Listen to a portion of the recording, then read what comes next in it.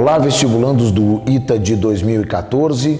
Meu nome é Guilherme Bastos, eu sou professor de Química e estou aqui representando a equipe de Química que acabou de resolver a prova do vestibular do ITA esse ano.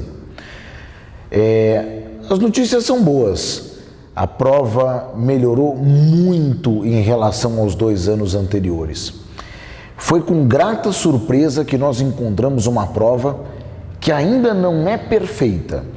Talvez ainda não dê para classificar como uma prova ótima, mas uma prova que a gente tem que reconhecer, mudou muito e simplesmente teve uma escalada de qualidade muito grande em relação aos 2 anos anteriores.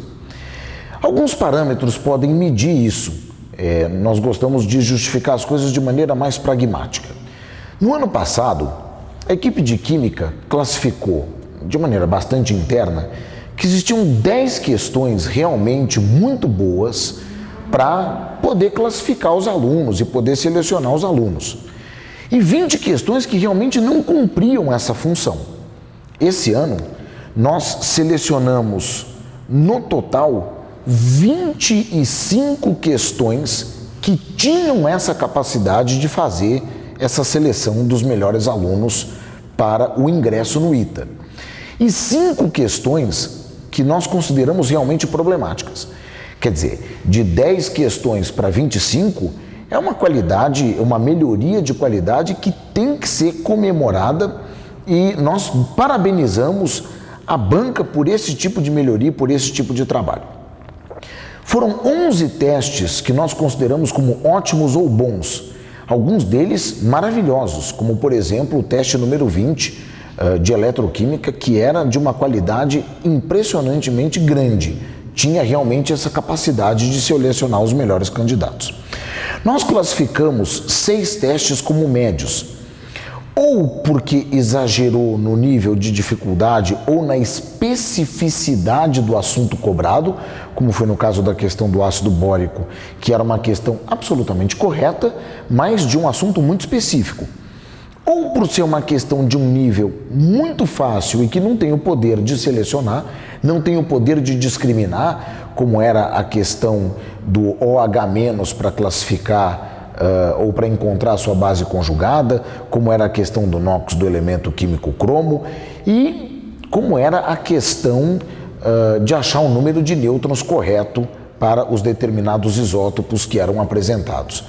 Ou porque a questão acabava cobrando um assunto que talvez não fosse tão esperado para o ensino médio. 3 testes nós consideramos realmente muito ruins. Foram 3 testes que cobraram física e não química. Ora, o vestibular já teve 30 questões de física. Nós continuamos a não entender por que existem questões de física na prova de química.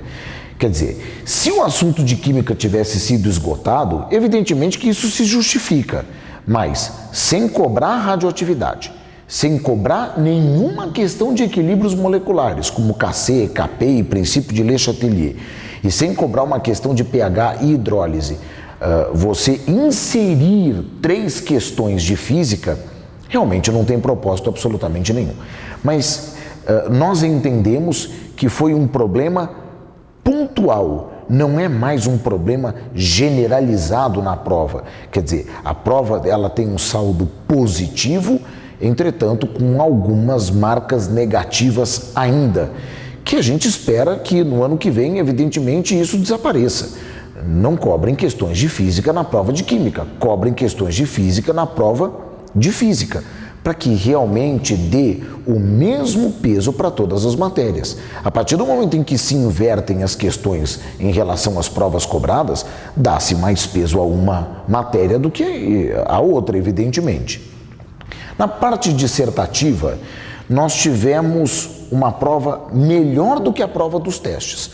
Foram 6 questões que nós consideramos ótimas ou boas, 2 questões que nós consideramos médias, ou pela especificidade muito grande, ou porque tinha alguma imprecisão, como tinha no item C da questão 26, que pedia o ΔG para uma meia reação. Para que haja um ΔG, é necessário que tenha um ΔE. E para ter um ΔE, é necessário que eu tenha 2 potenciais envolvidos. E na realidade, a outra meia reação não foi especificada. Então, nós inferimos, supomos que essa outra meia reação fosse a do eletrodo padrão de hidrogênio. Mas foi uma suposição, isso não foi dito em momento algum. E 2 questões que nós consideramos realmente ruins. Uma, porque as reações com diferentes concentrações de ácido nítrico são reações muito específicas, totalmente fora daquilo que se espera cobrar num vestibular que seleciona alunos para um curso superior de engenharia. E segundo, a questão 30, a última questão da prova, que era uma questão de cinética, em que os dados da questão induziam um aluno a uma resposta que nós achamos que era a que o ITA vai considerar como correta, mas na realidade a lei de velocidade é completamente outra. Impossível de ser deduzida com os dados que foram fornecidos. Ou seja, os dados nos levam a uma resposta, mas o que existe na realidade é outra resposta completamente diferente. De maneira geral, a prova melhorou muito, nós ficamos muito satisfeitos com isso. A prova ainda não é uma prova ótima, é uma prova que ainda tem alguns problemas que nessa altura do campeonato nós achamos que é fácil de corrigir isso. É uma pequena mudança de percurso, perto do que foi o ano passado, que já teve uma grande melhora, vai ser uma coisa tranquila de se fazer. E nós esperamos realmente que os alunos tenham ido muito bem e que o ITA selecione os melhores candidatos dessa maneira. Para quem teve aulas no curso, com certeza teve um desempenho bastante favorável. É isso. Boas festas e até o vestibular do ano que vem, onde estaremos aqui para novos comentários.